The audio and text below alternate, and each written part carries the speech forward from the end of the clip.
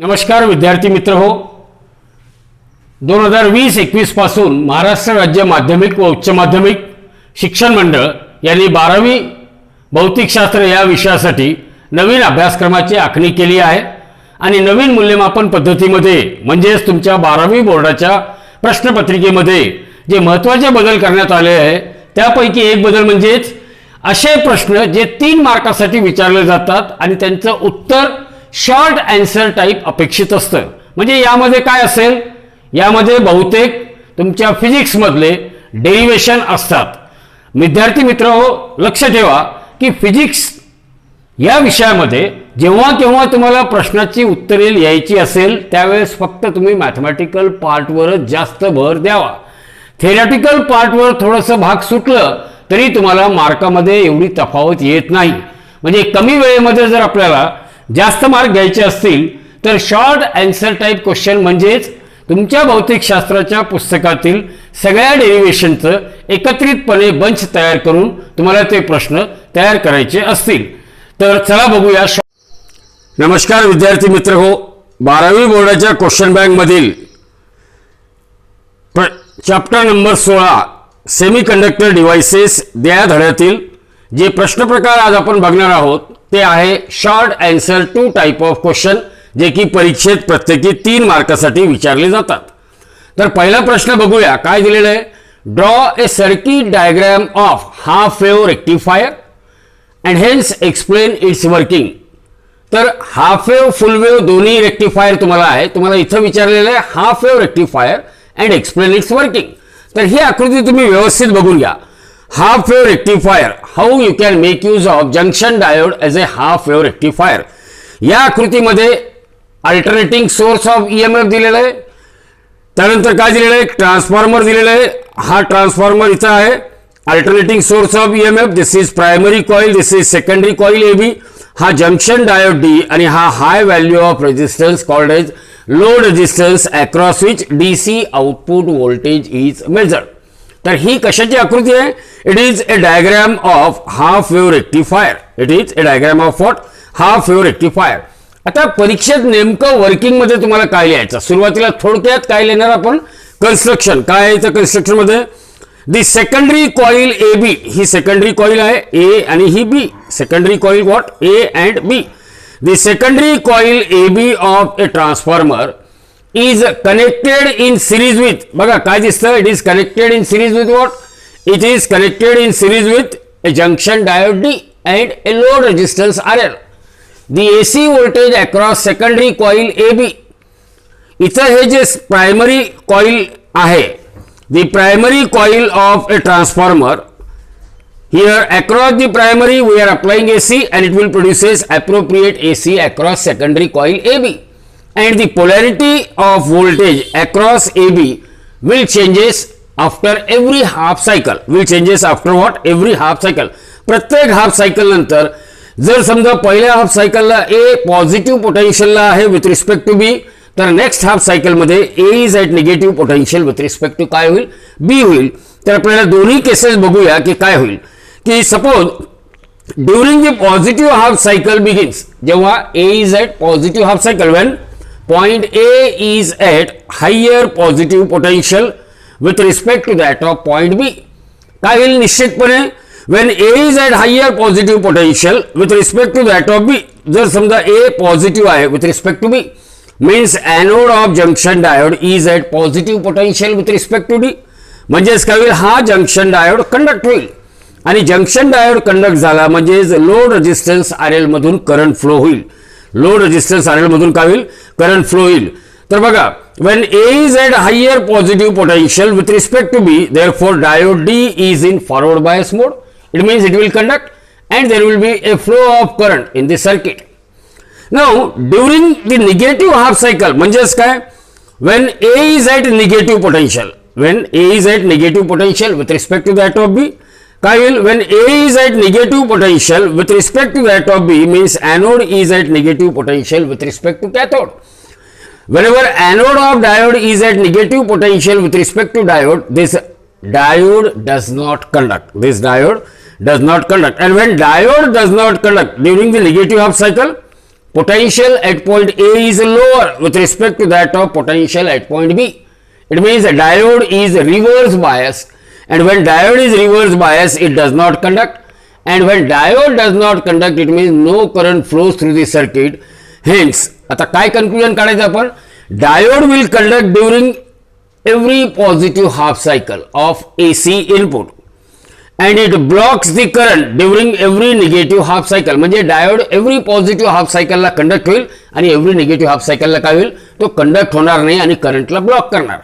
In this way, याप्रमाणे काय सांगितलं आपल्याला की current always flows through the load resistance RL in the same direction only for alternate positive half cycle, and such a flow of unidirectional current will produces what? Unidirectional output voltage or DC output voltage is obtained across the load resistance RL in the form of alternate pulses. In the form of what? Alternate pulses. म्हणजेच काय की जर मी waveform काढायचा प्रयत्न केला तर हा काय असेल, इनपुट वेवफॉर्म, आणि आउटपुट वेवफॉर्म कशी असेल, only during positive half cycle there is a flow of electric current and during negative half cycle no flow of electric current.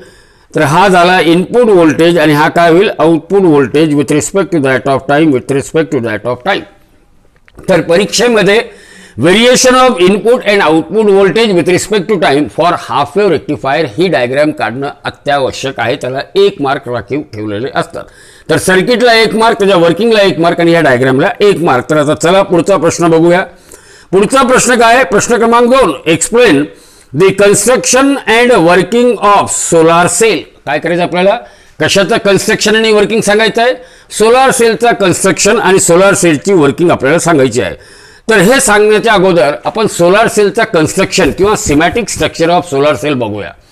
तर या सिमॅटिक स्ट्रक्चर ऑफ सोलार सेलमध्ये इथं तुम्हाला काय काय दिसतं बघा. इथं जे आपल्याला दिसतं ते काय आहे, एक तर PN जंक्शन. कुठे ते PN junction, here there is a PN junction form by N type of semiconductor which works as emitter, and there is a thick N type emitter is very thin while P type base is very thick. This P type base, it works as a back of solar cell, whereas as far as this N type semiconductor or N type emitter is concerned, both N type emitter and P type base, they are covered with the help of what? A metallic surface. They are covered with a metallic surface.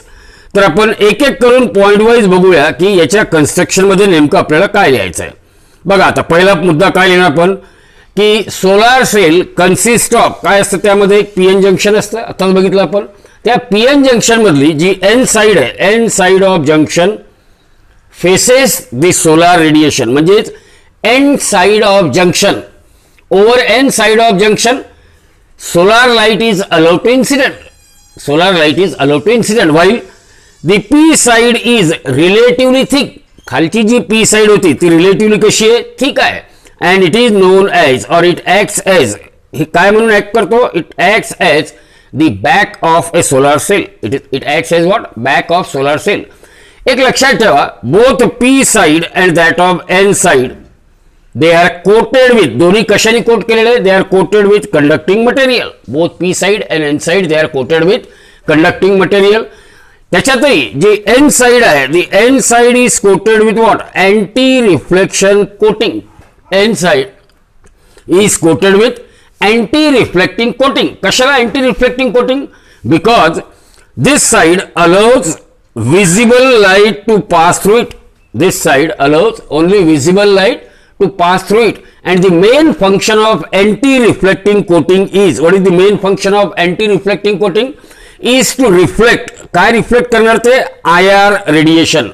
म्हणजेच heat radiations, they are reflected by anti-reflecting coating, and they will protect the solar cell from heating effect. They will protect the solar cell from what? Heating effect. While again you remember that the coating works as, आता याच्यासोबतच ही जी coating असते, it works as electrical contact of solar cell. Coating of metal, it works as what? Electrical contact of solar cell. And the contact on, आता हे जे N side चे जे contact आहे, the contact on N side is called front contact, while the contact on P side is called what? the back contact or rear contact. तर दोन contact असतील. Coating will work as a contact. The contact on N side is called front contact and the contact on P side is called what? Back contact किंवा rear contact असं म्हणतात.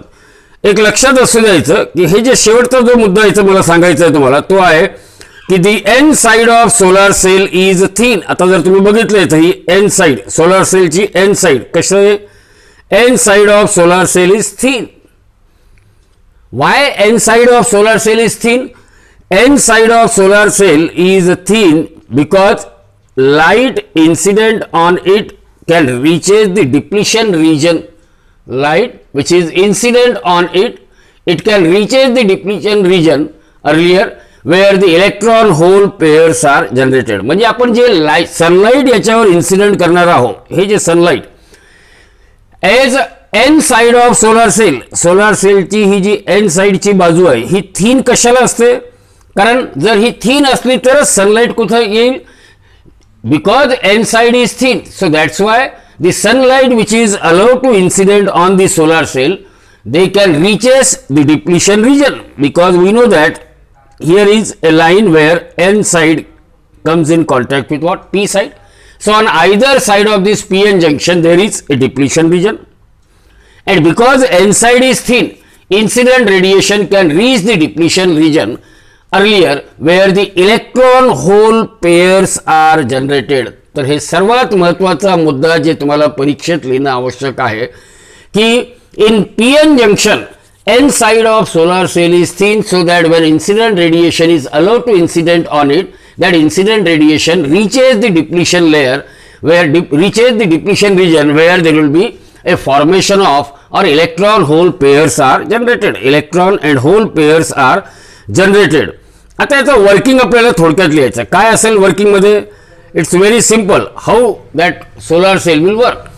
When light with photon energy greater than band gap energy is incident on solar cell, म्हणजेच when the light energy, when the sunlight which consists of photon, and how is the energy of photon? If photon energy is greater than the band gap energy which is incident on solar cell, then only electron hole pairs are formed in the depletion region of a diode. म्हणजे त्या डायोडच्या depletion रिजनमध्ये electron hole pair form होण्यासाठी काय आवश्यक आहे की त्या इन्सिडेंट रेडिएशन जो की फोटॉननी तयार केलेला आहे त्या प्रत्येक फोटॉनची एनर्जी ही जास्त पाहिजे. कशापेक्षा? बँड गॅपपेक्षा. देन ओनली जर असं असेल तरच त्या डिप्लिशन रिजनमध्ये इलेक्ट्रॉन होल पेअर्स काय होतील? जनरेट होतील. तर हे जे इलेक्ट्रॉन होल पेअर जनरेट झाले तर काय करतील? त्याच्यातले बरेचसे electron hole pair, the electron and holes are thus formed and they get recombined. They get what? Recombined. एकमेकाशी recombined होतील and they are not available for conduction आणि ते conduction साठी available नसतात. They will simply recombine with each other. पण लक्षात असू द्या, however, the photo generated electron in p type material, photo generated electron इकडे बघा, इथं हा पी टाइप मटेरियल कुठे आहे? हा पी टाइप ऑफ मटेरियल और P type of region. So the photo generated electron, this is photo generated electron, this is photo generated electron. So the photo generated electron in P type region, या P type region मधले photo generated electron जे आहे in P type material and photo generated holes in N type material. इथं photo generated holes म्हणजे हे positive charge. So photo generated electrons and photo generated holes in p type region. काय सांगतो मी? लक्षपूर्वक ऐका. Photo generated electrons in p type of region and photo generated holes in n type of region. आणि हे जे दोन lines दाखवलेल्या आहेत actually this is the depletion region. This is what? The depletion region which is formed on either side of PN junction diode. So the photo generated electrons in p type of region and photo generated holes in n type of region.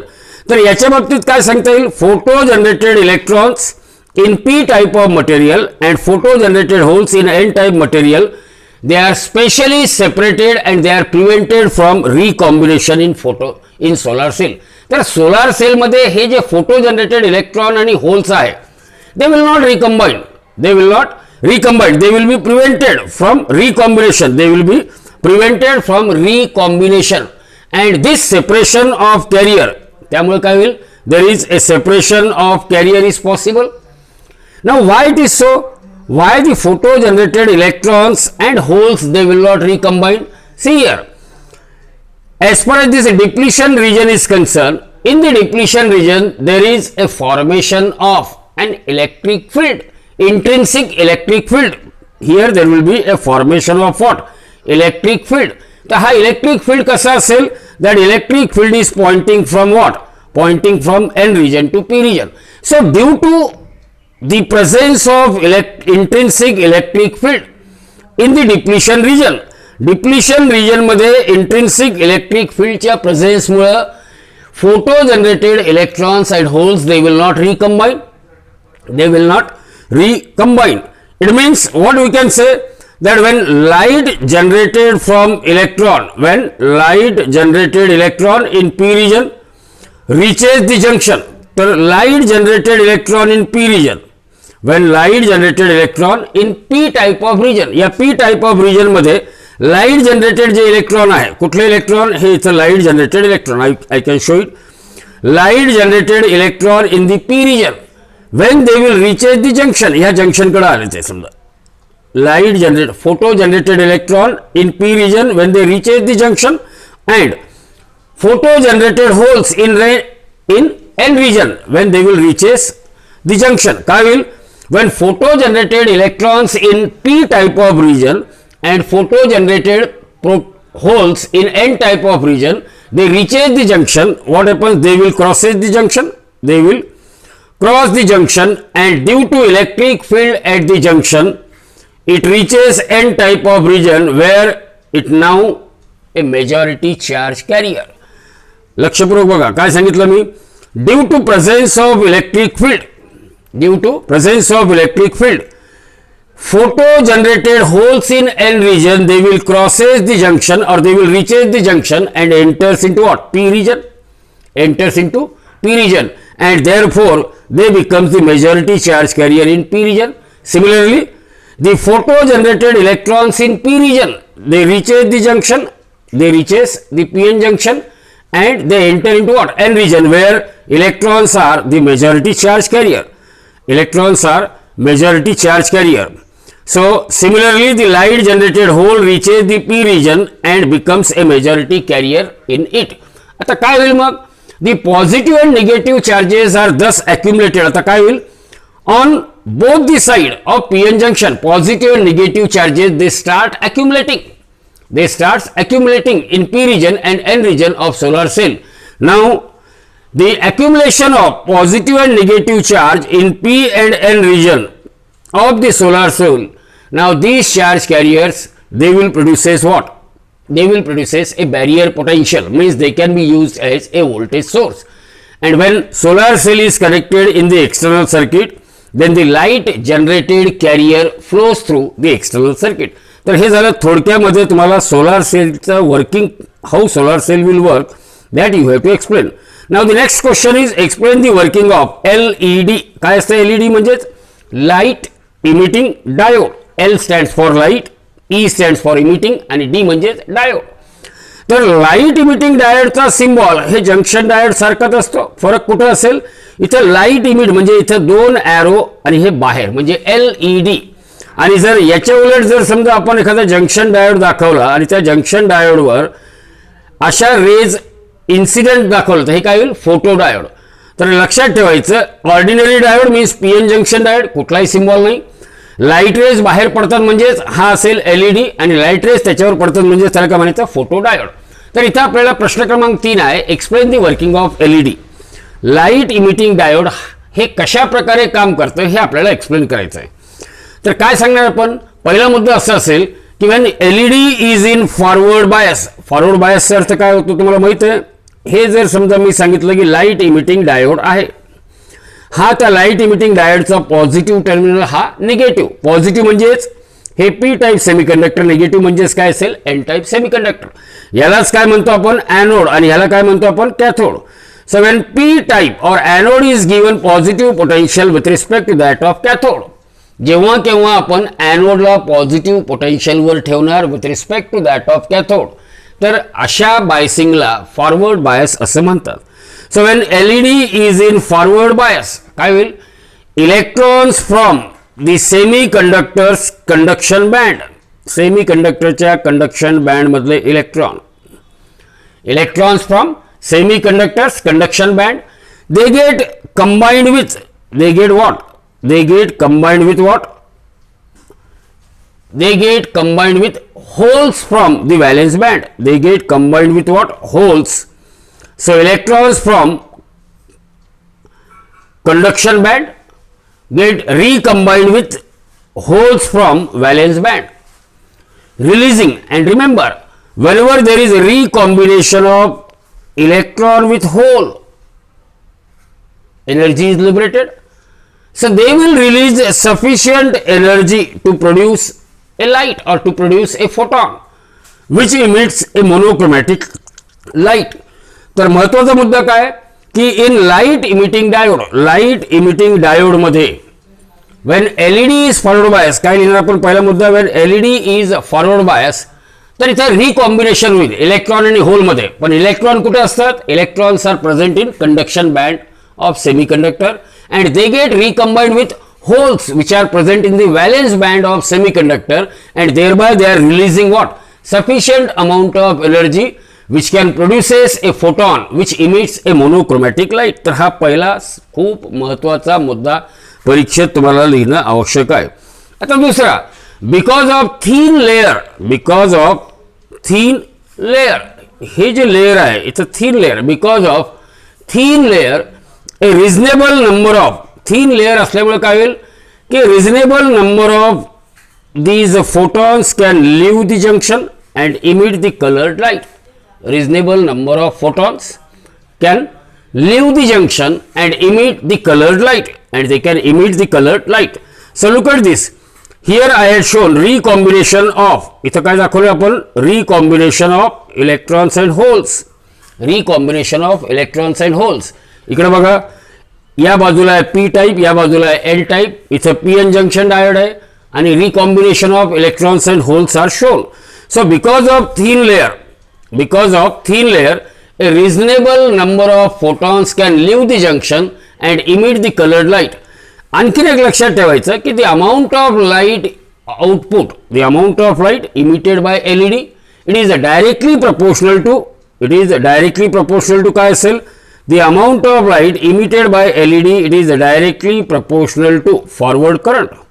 त्या LED मधून forward current किती जास्त flow होतो त्याच्यावरून त्या LED मधून निघणाऱ्या लाईटची इंटेन्सिटी डिपेंड करतात. हायर दी फॉरवर्ड करंट, म्हणजे जर फॉरवर्ड करंट जास्त असेल, higher is the light output. आता ह्या सगळ्याचं the schematic diagram of LED in forward bias और how it works, it is shown like this. तर इथं जर तुम्ही बघितलं, हा पी टाईप काय असेल, पी टाईप ऑफ LED म्हणजे एलईडीचा पी रिजन, म्हणजे हा काय असेल anode, and this anode is kept at positive potential, while its cathode, n type region means cathode, and its cathode must be connected to what, n region. It means here light emitting diode is forward bias. Here we know this is the PN junction of light emitting diode, and here is the region where neither holes nor electrons are present. That region is known as depletion region. And when holes and electrons they get combined with each other, दोन्हीकडे holes and electrons चा recombination होईल, and every time when holes and electrons recombine, they will emit what, photon, means there will be an emission of a light. So here this is the process of recombination of electrons and holes. लक्षात ठेवा, n type मध्ये free electrons are majority charge carrier आणि p type मध्ये free holes are the majority charge carrier. तर ही आकृती तुम्ही फार लक्षपूर्वक बघायला पाहिजे. ही आकृती तुम्हाला व्यवस्थितपणे परीक्षेत ड्रॉ करता आली पाहिजे, कारण या आकृतीला मार्क आहे. आता पुढचा प्रश्न काय, explain the principle of operation of photodiode. Explain the principle of operation of photodiode, म्हणजे फोटोडायोड हा कोणत्या प्रिन्सिपलवर काम करतो हे आपल्याला सांगता आलं पाहिजे. We know that in case of PN junction diode, when P N junction diode is reverse bias, लक्षात ठेवा याच्यात सर्वात महत्वाचं काय की P N junction diode, when P N junction diode is reverse bias, जेव्हा पी एन जंक्शन डायोड हे reverse bias केलं जाईल काय होईल, reverse saturation current flows through the junction, reverse saturation current flows through the junction. आपल्याला माहित आहे हे जे रिव्हर्स सॅच्युरेशन करंट आहे याचा मॅग्निट्यूड कशावर अवलंबून असेल, याचा मॅग्निट्यूड, कारण हा करंट मुळातच मायनॉरिटी कॅरियरमुळे फ्लो होतो, म्हणजेच magnitude of reverse saturation current it is constant for certain range of reverse bias voltage. तर ह्या रिव्हर्स करंट, रिव्हर्स सॅच्युरेशन करंटची एक मॅक्झिमम लिमिट आहे, त्याची काय एक मॅक्झिमम लिमिट आहे. आणि हा जो रिव्हर्स सॅच्युरेशन करंट आहे it is mainly due to, कशामुळे फ्लो होतो हा, it is mainly due to minority carriers which are present on either side of P N junction diode, on either side of P N junction diode. तर इथं बघा एक आकृती मी draw केलेली आहे, या आकृतीमध्ये एक पी एन जंक्शन डायोड दाखवलं मी, हे आहे P type of region and हा काय एन रिजन, आणि हा काय नेमका P N junction diode. And here I had shown the region where that region is known as what, depletion region, that region is known as a depletion region. तर हे जे P region आहे, here electrons are the minority charge carrier, while in case of on the side of N region holes are the minority charge carrier, and these electrons and holes, electrons which are minority charge carrier on P region and the holes which are what, the minority charge carrier in N region, they will crosses the junction and they produces what, the reverse saturation current. So the magnitude of reverse saturation current it depends on the availability of minority charge carrier, availability of what, minority charge carrier. एक लक्षात असू द्या, the reverse current depends only on, कशावर depend असतं ते reverse current, हा मुद्दा ठासून ठासून लक्षात ठेवायचा की the reverse saturation current it depends only on concentration of minority carriers, concentration of minority carriers and not on the applied voltage. So this reverse current is called, यामुळे काय म्हणतात, dark current. That's why reverse current is called as what, a dark current, because this reverse current can flow even when photodiode is not illuminated. तर हा जो reverse current जो की minority कॅरियरमुळे generate होतो, ह्या रिव्हर्स करंटला ब्लॅक करंट का म्हणतात किंवा डार्क करंट का म्हणतात, कारण हा करंट लाईट इमिटिंग डायोडमधून फोटो डायोडमधून फ्लो होत असतो, इवन वेन, जरी आपण त्या फोटो डायोडला अंधारात ठेवलं किंवा त्याच्यावर प्रकाश टाकला नाही तरी देखील हा करंट फ्लो होतो, म्हणून या करंटला डार्क करंट असं म्हणतात. So that's why this current is non as a dark current. Now when PN junction is illuminated, आता समजा त्या फोटो डायोडचा PN जंक्शन आपण त्याच्यावर लाईट टाकला, when PN junction is illuminated with photon of energy greater than band gap energy, when PN junction is illuminated, त्या PN junction वर photon of energy greater than band gap energy of semiconductor, then what happens, then electron hole pairs are generated in the depletion layer. आपल्याला माहित आहे काय होईल, when incident radiation is allowed to fall on photodiode and that incident radiation is made up of photon, and if the energy of photon is greater than band gap energy, then what happens, in the depletion region of semiconductor electron hole pairs are generated, electron hole pairs are generated, and these photo generated electrons and holes, they are separated, they will not recombine with each other. Why? Due to intrinsic electric field present in the depletion region, intrinsic electric field present in the depletion region. So the electrons are attracted. What happens, these photo generated electrons, they get attracted towards the anode, while the photo generated holes, they get attracted towards the cathode. It means more carriers are available for conduction, and reverse current in this case will goes on increases, reverse current will goes on increases.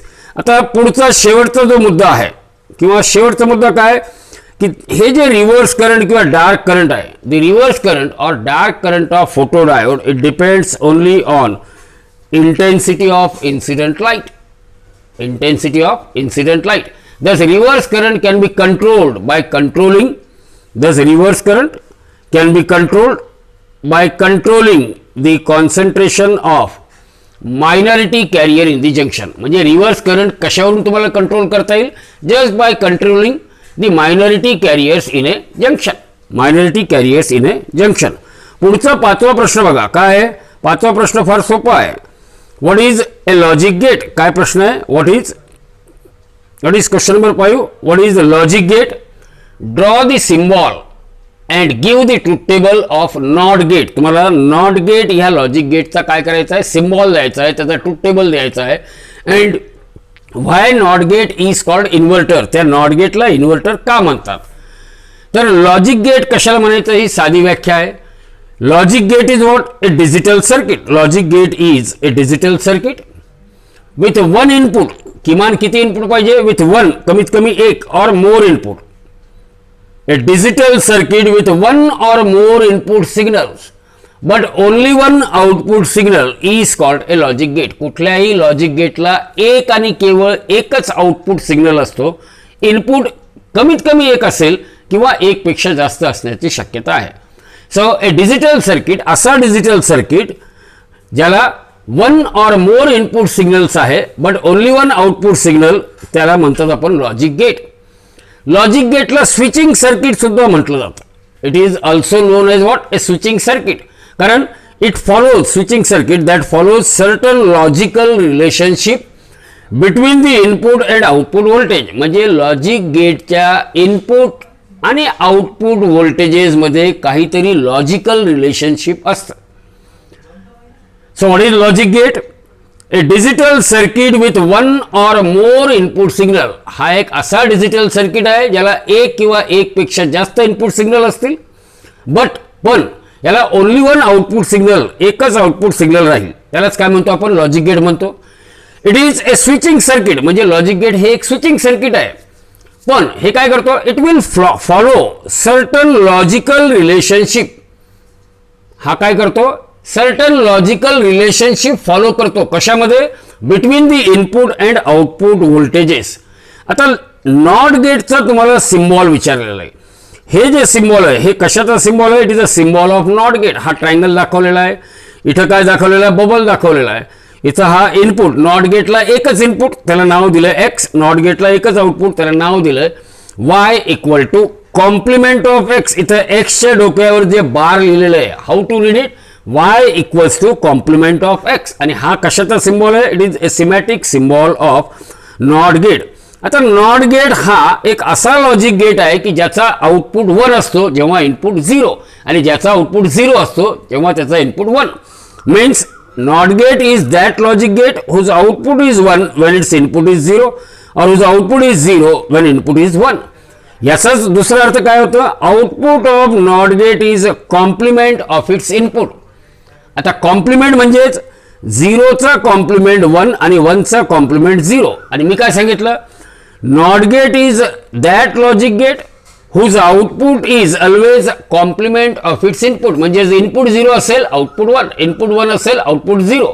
लक्षात असू द्या, जेव्हा केव्हा आपल्याला कुठलाही logic gate define करायचा असेल तर आपल्याला त्याच्या त्या सगळ्या इनपुट कंडिशन सांगायच्या ज्यासाठी त्याचा आउटपुट 1 आहे. तर इथे मी नॉट गेटला या पद्धतीने सुद्धा सांगतो की not gate is that logic gate which has only one input and one output and the output of not gate is 1 or high when its input is 0 or low. when its input is what? 0 or low. तर इथं की why not gate is called inverter. इथं बघा आता काय सांगितलेलं की not gate has one input one output. Output of not gate is hi or output is 1 if input is 0, while when input is 1 its output is what? 0. It means NOT gate produces what? The negated version of its input. Means output of NOT gate is complement of input. That's why NOT gate is called an inverter. त्यामुळेच NOT गेटला काय म्हणतात आपण? Inverter असं म्हणतो. पुढचा प्रश्न बघा. Explain the working of PNP transistor. Explain the working of PNP transistor. तर इथं मी वर्किंग साठी PNP ट्रान्झिस्टर, हा PN आणि हा P, PNP emitter base collector. This P region represent emitter, base and that of collector. Here base is made common to both input and that of output. VEB, this battery is used to forward bias emitter base junction, while VCB, this battery is used to reverse bias collector base junction. लक्षात असू द्या, इथे आपल्याला PNP ट्रान्झिस्टरची working विचारलेली. म्हणजेच emitter काय असेल, emitter is P type, this is base is N type and that of collector is again P type. Collector is again P type. Means in P type emitter holes are majority charge carrier, in N type base electrons are majority charge carriers and in P type collector holes are majority charge carrier. बघा इथं आता मुद्देसूद आपण कसं बघूया की majority charge carriers in the emitter of या PNP ट्रान्झिस्टरच्या emitter मध्ये मेजॉरिटी चार्ज कॅरियर काय असेल. The majority charge carriers in the emitter of PNP transistors are hole.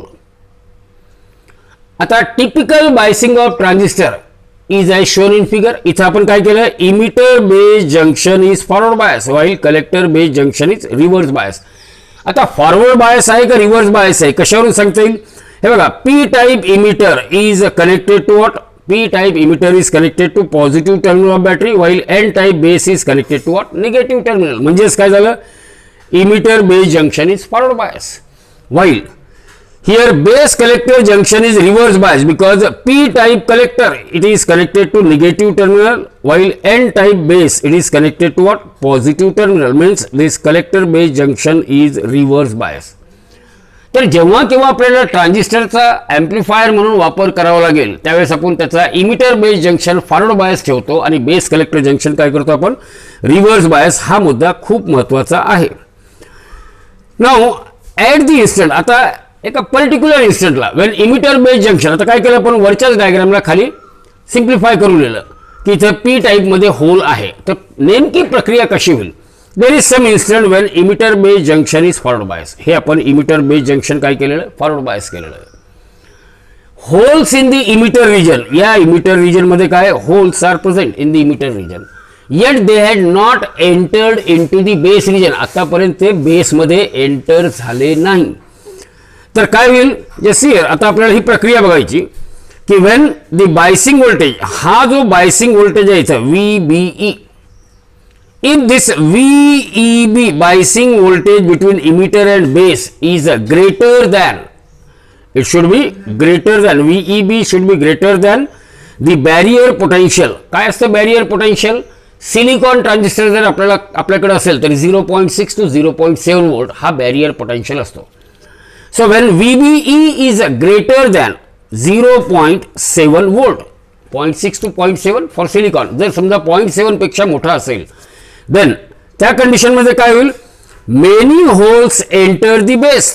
ह्या कंडिशन मध्ये या होल या इमिटर मधून खूप सारे होल कशात एंटर होतील, many hole they will enter into the what, base region from the emitter region. And due to the flow of holes from emitter to base, इथून इकडे चाललं, so they will produces emitter current. That's why they will produces what, an emitter current. They will produces an emitter current.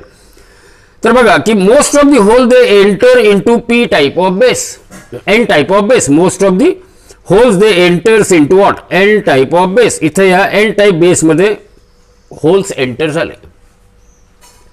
Holes will enter into what, N type of base. Now what happens to this holes when hole enters N type base. These holes either flow through the base circuit and constitute the base current. तर हे जेवढे holes base मध्ये enter झाले they may produces a base current, or काय होईल, or the second possibility that these holes in the base region they can move into the collector region. इथून समजा 100 hole या बेस रिजन मध्ये आले तर होल इकडे आले म्हणून इमिटर करंट जनरेट होईल आणि इथं ते बेस करंट सुद्धा प्रोड्यूस करू शकतात पूर्ण, किंवा त्यातले बरेचसे होल हे N टाइप ऑफ कलेक्टर मध्ये एंटर होण्याची शक्यता आहे. तर काय होतं नेमकं इथं बघा, so the base being, because this base, हा जो बेस आहे, बेस कसा आहे, base is thin and they are lightly doped. Base, they are lightly doped. So only 5% of whole can contribute. They get recombined with electron in base and produces 5% of emitter current. जर समजा 100 hole मुळे emitter current produce होत असेल तर त्या 100 hole पैकी फक्त 5च hole इलेक्ट्रॉनशी रिकंबाईन होईल आणि बेस करंट प्रोड्यूस करेल. So base current is only 5% off because base is thin and lightly doped. महत्वाचं काय, because base is thin and lightly doped, that's why base current is only 5% of emitter current. आता काय होईल, उरलेले जे holes आहे, remaining holes now they will enter, into collector region. हे इथं बघा, remaining holes now they will enter into collector region. इथे या collector region मध्ये ते enter होतील. remaining holes after combining with electron in N region, 95% of holes they enters into what, collector region. And see what happens to these holes which are entered into collector region. So the holes which are injected from emitter into the base, they get diffused into collector base depletion region. And due to thin base region, when holes enter the collector base depletion region, they are forced to enter into collector region. What? Collector region. Why they are forced to enter into collector region? Due to presence of electric field. In the depletion layer. Due to presence of electric field in the depletion region, they are forced to enter into what? The collector region. Collector base depletion region, and the collector current flows through the external circuit. And remember, this collector current is 95% of emitter current. Base current is 5% of emitter current and collector current is 95% of emitter current. याचा अर्थ काय की या emitter मधून जे 100 hole emit होतात, ज्याच्यामुळे emitter current produce झाला, त्यापैकी फक्त 5%, त्यापैकी फक्त काय 5% इलेक्ट्रॉन, 5% होल हे बेस मधील इलेक्ट्रॉनशी कंबाईंड होऊन बेस करंट जनरेट करणार आणि हा base current 5% of emitter current असेल. उरलेले 95% hole they enter into collector region. It means they are producing a collector current which is 95% of emitter current. तर आता इमिटर करंट, बेस करंट आणि collector current यामध्ये relation काय आहे की emitter current is always equal to base current plus collector current. Emitter current is always equal to what, base current plus collector current. आणि आपल्याला माहित आहे की हा जो बेस करंट आहे, it is only 5% of emitter current, means collector current is what, 95% of emitter current. Collector current is 95% of emitter current. म्हणून आपण सांगू शकतो की collector current is approximately equal to emitter current. Collector current is approximately equal to emitter current. आता शेवटचा 7वा प्रश्न बघूया. काय 7वा प्रश्न, draw the circuit symbol for NPN and PNP transistor. Draw the circuit symbol for NPN and PNP transistor. आणखी इथे विचारलं, what is the difference in emitter base and collector region of transistor. What is the difference in emitter base and collector region of a transistor. म्हणजे in terms of their doping level, in terms of their size. Emitter base आणि collector ह्या 3 वेगवेगळ्या ट्रान्झिस्टरच्या रिजनमध्ये काय फरक आहे तो फरक आपल्याला नमूद करायचा आहे. तर सर्वात अगोदर आपण circuit symbol of NPN and PNP transistor बघूया. इथे मी 2 सर्किट सिम्बॉल दाखवलेला आहे. हा जो पहिला सिम्बॉल आहे हा कशाचा आहे, PNP ट्रान्झिस्टरला अशा सिम्बॉलने रिप्रेझेंट करतात. आणि ही दुसरी आकृती काय रिप्रेझेंट करते, it will represent NPN transistor. NPN transistor. आता हे ट्रान्झिस्टरचे सिम्बॉल आहे, म्हणजे इमिटर बेस कलेक्टर, हे त्याचे 3 इलेक्ट्रोड दाखवावं लागेल. Emitter base collector. आता या दोन्ही सिम्बॉलमध्ये डिफरन्स कुठे येतो, हे बघा इथे इमिटरचा जो इलेक्ट्रोड आहे किंवा टर्मिनल आहे, इथं ॲरो इज पॉइंटिंग इनवर्ड. आणि म्हणजे PNP ट्रान्झिस्टरमध्ये the arrow at the emitter is pointing inward, while in case of NPN transistor, the arrow at emitter is pointing outward. तर हाच मूळ फरक आहे आणि हा arrow काय रिप्रेझेंट करतो? Arrow at the emitter will always represent the direction of flow of emitter current. हा arrow काय रिप्रेझेंट करतो? This arrow will represent the direction in which emitter current is flowing. तर लक्षात ठेवायचं नेहमी की जर NPNP ट्रान्झिस्टर असेल तर इमिटरवर ॲरो हा कसा असेल? Pointing inward. इमिटरवर ॲरो कसा असेल? Pointing inward. आणि जर आपल्याला NPN ट्रान्झिस्टर दाखवायचं असेल तर त्याच्या इमिटरवर ॲरो हा कसा असेल? It is pointing outward. आता या प्रश्नाचा जो दुसरा भाग आहे तो भाग बघूया आपण. Difference between emitter base and that of collector. ट्रान्झिस्टरच्या इमिटर बेस आणि कलेक्टरमध्ये काय फरक असतं ते एक एक करून आपण बघूया. तर पहिला भाग काय? इमिटर कशाला म्हणायचं? It is A thick. ट्रान्झिस्टरचा इमिटर हा कसा असतो? थिक असतो आणि it is heavily dope layer. So emitter of a transistor is what? Emitter of transistor is thick and heavily doped layer. And what is the function of emitter? The function of emitter is to emit the charge carriers. The function of emitter is to emit the charge carrier. So emitter supplies large number of majority carriers for the current flow through the transistor. म्हणजे transistor मध्ये जो कुठला current flow होतो त्या करंटला flow होण्यासाठी जे majority charge carriers लागतात ते कोण प्रोव्हाइड करतो? इमिटर.